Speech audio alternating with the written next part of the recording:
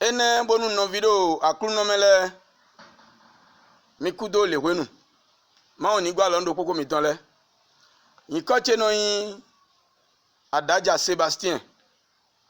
bo ngosin boy kan si kan bo oyin do podo yewe no agunwe lon tonton Vileme bon wa nu komiton do yesise mime ye mavo ton ye nugbono ye sian pawe ma o video pono donu mie ye de sian pawe wuleganto ali don le ton Jésus Christ donu mie yo eze khode donu men mi bona donu me yin ma o saint toro we lo glole bi gbe o me bi pa ye we no do tobo se ho lo o gan zipo debu jade hun do tobo se président debu wa yin bodo gbe o me do we lo glodo ai ngbanji nu we o no hun do tanu we o ho lo na donu egbe nja yo e kan we agun vi agun debu ton ayan bonu amo ho lo hun keklen bo khokho bo do tobo pon chobonu anado to ho iro yesise mi me mauton e ko ndodin bo français yo vono yodo l'esprit saint yule boni na we nu zinzin nu moje nu meton nu zinzin e na tun nu gbodo vonu adingbaye popo no ho lo ka gosin yesise megonu gboaji eno da dingbando yesise menu anovi egbedion gbeto gege no chite egbe mondo yesisen de mi yesisen zonzo mi yesisen kado mereji o Kristu donu mi do me ho nugbo kedewe na gosin nu toma akulo ni gwa lo nu mi nu eji do ho donu mi gbe nja sansan dion ho ta no yin fonsiam lo me no viche fonsiam lo me no viche fonsiam lo me do ado alie mavo de nuwe yo ado aliyo ji gosin we ali akulu no gbedo to ede do gbeto ni gbonji yo ada aliyo ji gosin we azo e ma uzon we yo bado yo azo ajo azo do azo eso da loto enua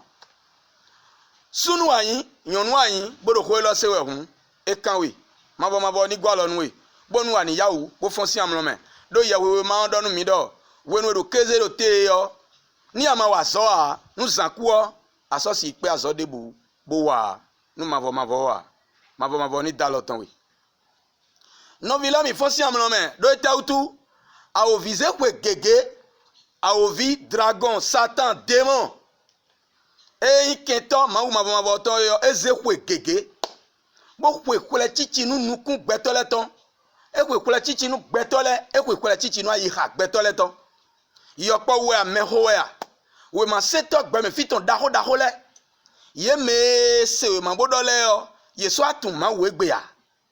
bo ye ponu we ma ponu e ton bi no ahuzu keto ma uton yin nu ye tun do mavo jibodo e wa yete ye bi kwi na huzu keto ma uton bo ye somo mavo sin gigo debua e bla u no vichele mi bo ti afidon bondo mando bodo alo do ye senton po bona zalo ai hatu edeji do akanu litame pon gbedopo a akanu flindo mavo we do gbe lo a anu flindo mejile nunde we do gbe o bodo gbe to le de me a anu flindo yewo ma ondonu mi do jeunesse sin we ma e itanu konto ye meno bibenu o ma we do gbe o anu flian amofin ha asodi ndo ma utin ache bonu e gbe takin bo ma gbero to ka de do gbe to leji gbe o me eyo aka won bi bo anu na susu nu e ma si ublo gbe to ale bo ka jo susu ma uton do akulo ni gwa londo poko mi ton le nu e zombo mi do ko ne ondo yo bona timen mi on e we ndo ite mi me yin me boro we lo glo fi bo yin gbe to bo poro gbe lo mele o nu mi jro na no gbe nu gbonugbo bo ma no gbe do uve me an nu gbede ewe no nu gbede me chobo nu gbede yo eno si wa no gbe nu e do gbe baba no e yo nu gbede mande me an e si mo gbe bo no ano vichele mi mavo we kan nu gbede yo gbalagada ma su hondo kini won do juda ton waka woko gbagba gugu nu emo si udo nu debute bo nu no le kpodo yiwe ayi esu hon de ndi no ho e hon de ndi no su hon ene ho nu debu si hudo johonte ya ahosu akwena bia kado ache de takado po gandudu to ediyan e mayin kwe aton an kwe o de jenayin bana jete gan ma gosi asito ya kwe gan jo gan do peropo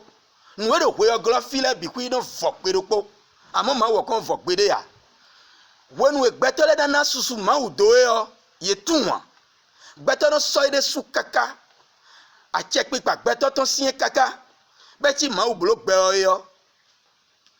bo ze gbetole bo blo gbetole de me yo eso ada che de buro gbe o me andon ko mi ja to mi ton le yo lo gbe gan mi ton le yo lo gbe da so me gbe yo mi no se susu de so na eyin me de yin we ma seto da hodin minister we yan DG we yan mi ja nkan ton yo lo gbe yo no do son eminence son excellence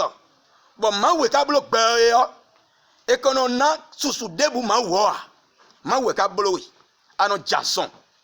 bo ma uno dalo wi wenu ado manweme bo ma o se ko lo idonu ende ya o ama go se ayo na donu we ndo ewe ma udo kweso kewiwe bodo nba no kunu we amo keklen bo je susu na mauji je gigo na mauji je susu na mauji kwa me ma go tu mau kwa me ma go bia misa de me a bono le do da iha to me do nje mau sisi a iha me de yo eyon yigbenu we ana matre do misa debu yiwe ahun bo je nu dagbe kedeli da iha me jido ma wo nu dagbe we ye no ba eno ba nu gbelegbele ya bo ndo enenu me makotu mawa me makomo amisa de buko be ya me ya misa le biyana nu kutome bo ma tundo me jele fie no ipere bo no pa gigonu mawo yo nu da ho anya yo ndo enenu ye dele we bona le ko wa noviche mawo sento yin je to le tonji noviche edo mi Jesus Christ kwedo to le ji akuno edonu miro yikule ganto Jesus Christ yewe me edonu miro when we na halno meyo Matthieu 28 njwana verset gege ya do verset le bia mi tun chowoka no na chowoka no blo deji ya edonu miro nwa so enche before mauka na ache mi da ikungba podo jinuku si opo biku iji bo yin lo mo nze hoche so da lo menu mi ele do Jean 17 me bodo verset 1 kaka fin aha amo ho do ndie akuno zo de mi bodo mi bi ogbe o me mi igbe o me mi iwe kezo ne obi me bo jira hoche nu petole mi ze akota ido gbe mele biso do guza kwa vuche na edomo bonu ene ogudo gbe o ina fo edo mi le ye wesinu ye do to podo fi opo ye sen po sin ko ba no video kristu me aso ene ma okazon we yo na wa aso ene gbe akade we me ye we no egbebo ko lo se we ye we no akunde buton ayan ko lo kan we kristu mayin e mayin gege ne ma o fi yo mayin dopo ge we yan ma o ma vo de so mayin dopo ge we yan eyin do mejile mi me yin ma o sento egbe ton le mi ma jinja yin bo li ta me pon an bonu nu e kominde ba misa de omo de o do ene kunyo amisa ye lo yan amisa ye lo yan agun ye lo yan agun lo yan ba me de cité yo ena monte mo ba me da gun to na go utu o e non se ma o bono husu patado deuxième Pierre chapitre 3 pardon verset 16 deuxième Pierre chapitre 3 verset 16 e do ye no ha ma o bo e nukumo je ma o me yo ye ma do ayo ye no songbon ye ne oji bono lile da goli na no gbo je ha gun ye de ton yi bo me de cité no do ye ho ton gban lo pa e jure gbon yi nu we bra obi ta won yo no vigile mi edie mi amodole ma wo nu dagbe yo ba jende bo se pe o ese ye wo na lopa le do pe o me ese ye wo no de do e ndo ido honu gbeto ero gbe o me le bonu ye ni de alo sinu yan me a hasu we do ho lo se nu président de la république wa yan bodo to debu me o ministre wa bodo to debu me o ana matre se gbe lo o akambi o ye na timenwe e na mejile amisa o a hasu de tin gande tin o dada de tin bodo sinpoji merebu timbo ma monukun je nuwe ma ho me an ni do to chere amisa kwele aso edo na wa yo e wen yete yero apele togun le gbopon la nu dagbe wiwa wa lo dagbe sinsan zizan dagbe zan jro no zogon eya misa do tebonu yawe no le da so eton wa do kporo liengbe yo do kanji le ma uson gban ewe no vichele mi a hosu we do tonu we lo na mo gbeje achi e na ma choto de ganpa me ya esi ma choto ganpa me ha eyin gbeto bo vetoli bo gbedo mi kuna se ma ho mi kuna wade ji o le yo eje na no ime na no mo ganpa me yi eyin do amisa le do teboro azo wa we o me yin me bodo ko ma uton e ma won do ma ho ma me do to we yo ye do to ganji bona blode ji we o e na mo me huto a e kana mo mesibato a e kana ma kaleto a e na mo ba e na do fi hetene we a nu gble de a hosu to do kporopo ton gouvernement do kporopo dans le monde entier do gbe me bio ye no contre bono gbe wan na yo bo ma ho lo ka gbe wan na yo eyin do me jira mi sale do te yo bono ma ho we ma o ye do nuwe ma ho we ma do e blode ji we o e na mo nu yan do sinto a e na ma li gbonu method alijia ma ho we da so enele bi ku iwa we amisa kwele yo e we da so enele wa we bo nbio ye we no le do mi fun da so mi ton mai mo an e blau e no aije ye we kwe do de men abi e no aije agun de men abi e no aije agun leji be no amodo mi jire ye we no le bi ko damlon do akweko vanu kunu ye me do na wa so nu mawu le o ye so ape aso ye yibo do mi na bolo ewu bo so ada so wa wa ya do ite utu a o fi ko do yen nu ye a o fi ko ze kwe akwa lo pa le so do nu konu ye a o fi ko ze moto dagbe pinpin gbengben le so do nu konu ye bo le na wa gbon mo ku moto ne wa gan si wa gbon din no fi che mo na ku moto to bu to gbero tinton ele bi nu ne le bi a o fi si tito e bona zai ha to ereji moto o de ton egbe yo e je so de vonoton e ja santon gbe de vonoton bo moto o do wi wa lopa do a o fi modo gigo susu petoton goyiyi yiwe sole mi pon mi ene akwe ngbene ene do yiwe ne o e we no yon petole sinu kuma ma o ma ka gbe won na Jacques 4 verset 4 e do ete e do minu gbeji ma nonu ma o to e lole mi tun do mejire esun hon to ka gbe e lo ma o si kento e no yan che medebu na jiro medebu e jiro na yin aye hon me fisin lesin hon ton ena zede so huzu kento ma o to na akron ni ma lo bonu yin monu mi yo no video kristo me gan ko me an ko lo se we yo ma so jira gun de o agun fi ajira gun to je pe gbigbo we na anu we ba fon egbe ti han an do gbigbo we yan gbigbo we agun dagbe we gbigbo we me yin lo de gbigbo we agun dagbe we wa nu dagbe wa san wa lo dagbe ma ni epo do ko iya we na agun we ton kabi ko agun fi agun we ton bo mo wa lo gbelegbe la siwe o ma ni epo do bole amora abiobo tokwe o bo je bo waji o mani ekwedo e bo amowe da mejile ara huza se to bole mo ro zanji o chekun helu azon ton we ma wu ma vonvo e donu viton e Jesus Christ e bedo mere ma jo kwedo Christ wa hun ni leko e ma leko a bonu akuno pelu to se ko mesin wa je ututon e na ve uni town do megege ti mo se de do yewe no la lo no yewe no adigba no le na bono yin kan bo mele mo yo inu kan osun kwedo yi bono vedo se lo mi na mo pelu yi sisin bo ika kwedo yi yo ku we no ayin ton so do inu a huzu Sojima TV yewe no e do nu dosi we yewe no do Mercy ba we yewe no do bo to ko yi we nu yewe no ado o kan ko yi we do fakan we o ne agun vie do gudo to le kan blogben ma wo jemi din na ne ma wo e so poro khron do we ne ya no vi baka tra kuntu ejira we ajira kuntu kaka bo le akuntu me o e we na no bo ise ko gben adobi amo ye wo ma ho ano ha e ya na ka ha ano bulu de jia bo wunya ka huwe ya wunya huwe ya e yon din be na mo ye we no be na ko don de sin be na so brado kame bo me bi na kisido be na da ewe nu da gbe ne ha Chris we kudo satinji on we don mi ne ha e yon din be na ma gunvi na ko don de sin bo na iro pono le sinu kon kabi yewe no ndoda idoto ma utonde ndoda idoto je mi dia eyin be na mo we ba na do pono nu kon pono na gbere do ye nenu le o kan yin gbon nu le o ne mi ka blogben bo kweme e do mi Jesus vie yo we do nu barabara si bo a chitero togun nu kon bo nje yin we blole won ya gbekweku bo ku yen akuru no gbere todo eyin mere kwedo mi o me ona dia lo sinu yan yame bo Hébreux 6 chapitre 4 Hébreux 6 we ma taton izen be si ya me nego e donu mi do wi me de buwe ma wu wenga akuno je hun do tato me Jésus Christ yo ikero akruzuji ehwe edoyani do gbe lo mesin gbe to le do na wanu juro bo na ya ovitan gbede ya otule o bo Christ ku do takun to me bo we ya huda ile ya mo soketon ye o awaye o adomina kwedo mawu boyin kwedo to mawu ado sekwe to mesin dudu oponsin sekwe to mesin dudu ado pon we yin kwe soke vonu amoisin dion de kwe ahuzu agunvi ahuzu mawu sento yo ahuzu yewe no yo lo ale fon kudo nu nyanya wi wajine e do le kwe soke de kunso yin to yo do ai kun gban enu sin jiye jakon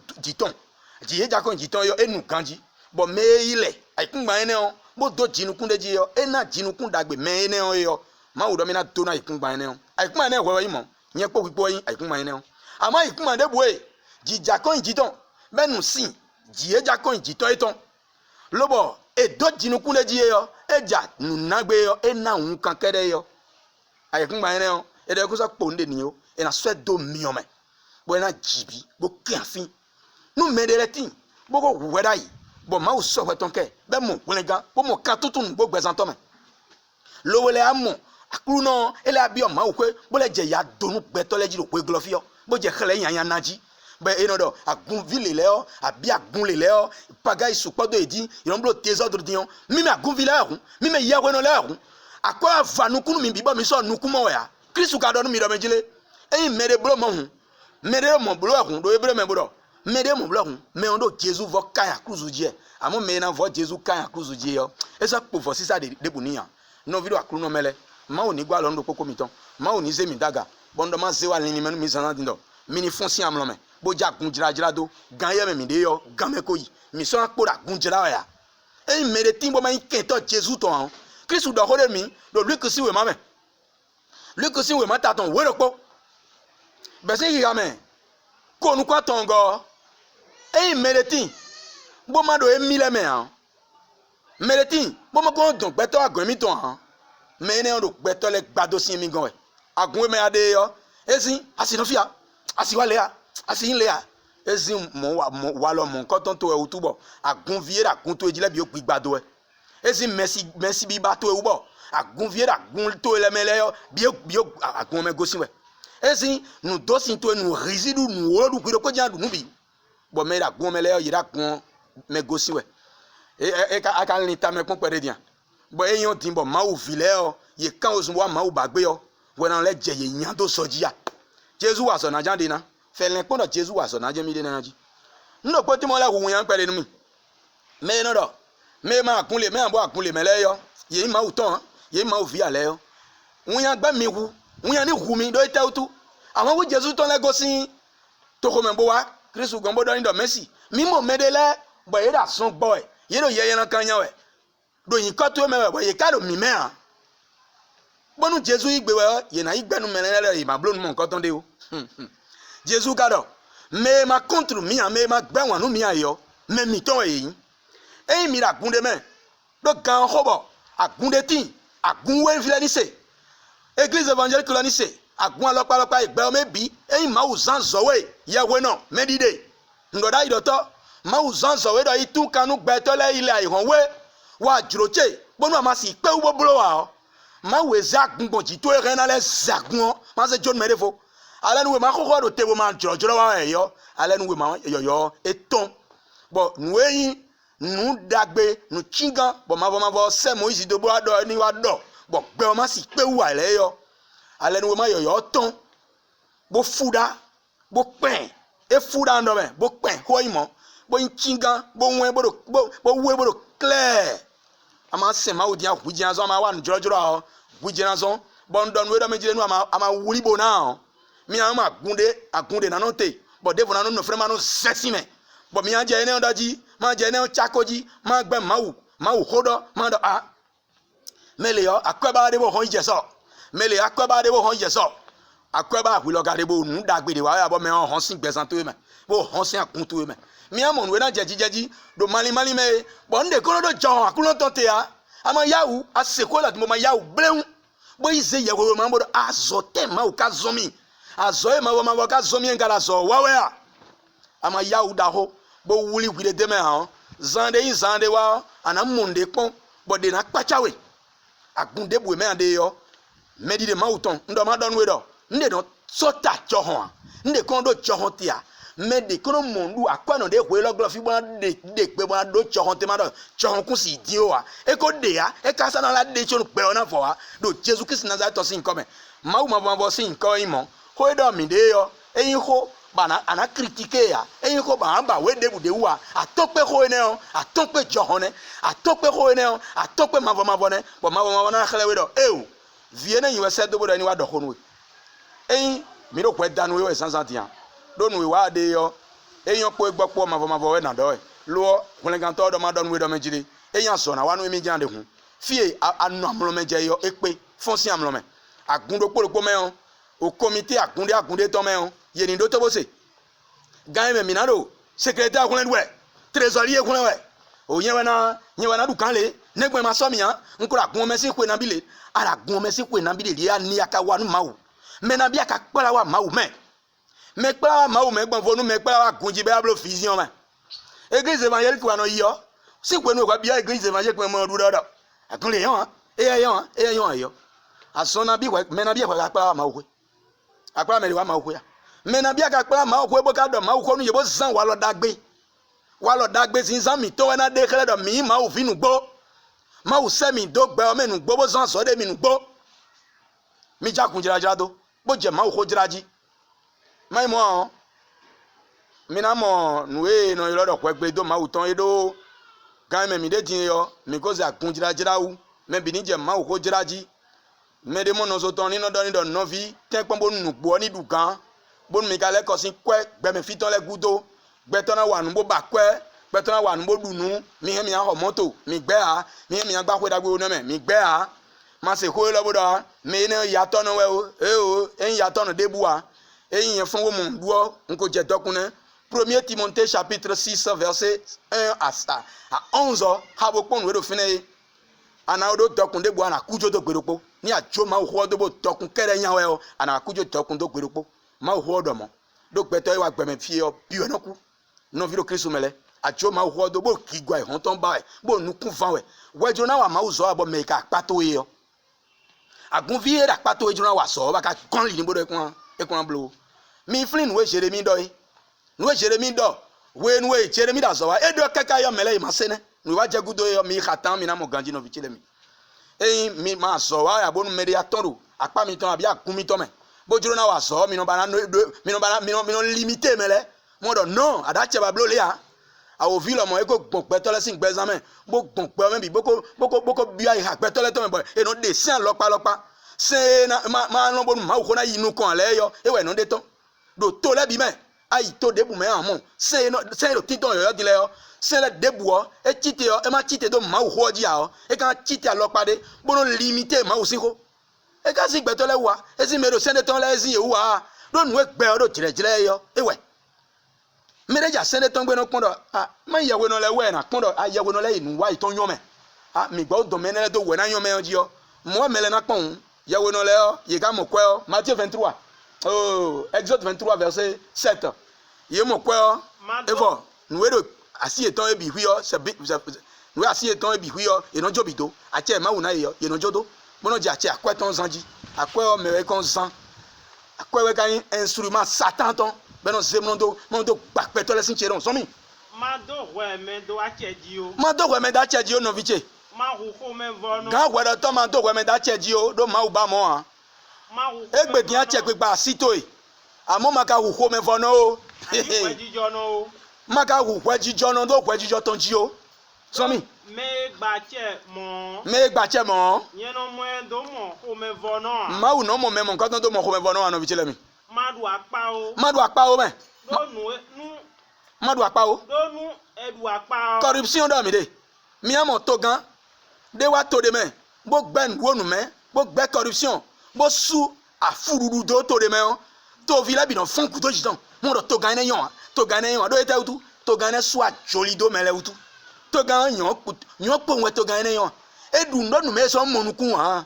edu ndo nu me so monukun ha no vi chele mi nwe mi won ene eyin do mi jele beto de yon afu je ki yo mi pon le no chie ma o ate to gan de site do nu me ji o to de me o me bi no gbe wan ni e mo e bla wuti ache e ga nkanji nto ga na cité bodo ikun du no nu mewo ye gbe no le do akwa lo ni bo mele be no akwa lo ni e ga inde akwa lo ni bodo bo huzu o nu jenu me abi bo huzu gbigbo yan akansin àwọn fúwẹ́ à o à ń kó àlọ́pọ̀ náà o mẹ́rin o yọ lónìí yan egbèdì yan pẹ̀tọ́lẹ́sán dìkún náà nùnà ó yan ní èmọ̀ kan ọ̀nà ẹkún yan o lóye tẹ́ o tú tó gan ẹni ọ̀nù èsì pẹ́ẹ́sì fúnẹ̀ dìyàn ẹni ọ̀hán ẹni ọ̀mọ epo lẹ́yìn tó ọ̀nà jà ń fàbẹ̀ náà ọ̀ọ́dù tẹ́ náà ọ̀ọ́dù tẹ́ àwòónù mi náà ọ̀ọ́dù kága pèrò pọ̀ mi náà jà ìsọmí pẹ̀lẹ́. donu edu akpa ọ. nukun mẹ́tàn lọ́dọ̀ tẹ tsobo enọtọn nukun. mawu ma bɔ ɛdɔ mɔ ɛdɔ nu edu akpa edu n'onu de mɛ o nukun mɛ tɔnɔ te le kan egansan mɔ nukun wa ebila wa tse zɔmi. akpa dudu wɔ. o gbelegble wɛ enɔsɔ do numɛnu mɛ enɔ du nue. ne akpa dudu wɔ ko gbelegble wɛnɔsɔ do numɛnu mɛ dza xɔ dɔ gbe do edu akpa xɔ mɛ emu nugbo ena dzodo dza digba kɛ ɖe dɔ dzi ekpe mɔ nɔvi ɖe akulu nɔ mɛ. misɔn yinu kan wu gan mɔ a egbe sansan diyan mi wa kpodo sisi daho de kpo mi biɔ to gan mi biɔ tovi mi biɔ yɔkpɔ mi biɔ mɛxɔ mi biɔ sunukpo nyɔnukpo yɔkpɔ kpo mɛxɔ kpo nuwe koro gbɛmɛ bi kpɛtɛ do gbɛmɛ lɛ bi kpodo sisi daho de kpo bo dɔ mawu wɛ do gbɛɔ eka ba dɔ ni wa nu gbelegble gbɛɔ mɛ a atse kpikpa debu wɛ da sito egbe yɔ hɔn debu wa do wɔ akɔ wa do hun nitamɛkun do xoe lɔ dzi bono wa nu dagbe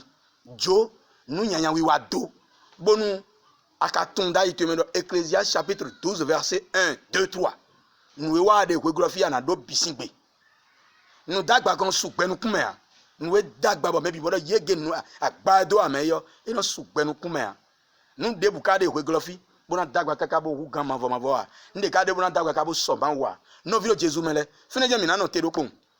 bon don mi do fonsi am lome do ajo asoto edo àwọn àsọ̀tò yìí àwọn ònùgbé àtọ́wáyé nùwé sọ́dásí nùwé yọ asọ́dọ̀ sì ń sáwọ́ yà ló fúlàfú èsì yín kọ́ wútú èsì yín yọ̀nù wútú èsì kásì yín súnú wútú kàbíyé kásì wín ògígọ̀ àìhàn mẹ́fìtàn nàdú kan lè tàntàn yẹn jẹ́ àdù kan lè tàntàn wútú gàn yé ló pé glọ́fì èbí yọ édò límítọ̀ édò dògbò gàn yé má dò dògbò àyọ ewéyin Yehoshua Hamasia yín kọ́tọ́ ni Yehoshua Hamasia Jésus-Christ de Nazareth. Jésus-Christ. Et ouais, gan. Et gan, y'a Thomas, il faut gbédé. A tchèque pas Thomas, il faut gbédé. Jésus ni donoué. Ada kunde ben, ni pokpo non vie mi. Ado ma ohodo na duto bonose. A gun debu. Fait ko yiro Christ sin ko me. Ah momi. A yiro Jésus sin ko. Ah momi. Na do ho hawe. Ni pokpo mi na no pokpo na do ho. Bo mi bi na no po. Bo na pakigo ma uton. Mi pakigo ma uton kere pe ya. Mi na dio walo mi ton le. Bo walo le o. E na chile. Bo xome mi ton ena noli bo mavo ena jete do gbe ome bo nuwe yin kelo le ena dalote na mama zan de dion xome sin ton na wu kezo na yon do ko mi ton le do Jesus Christ sin ko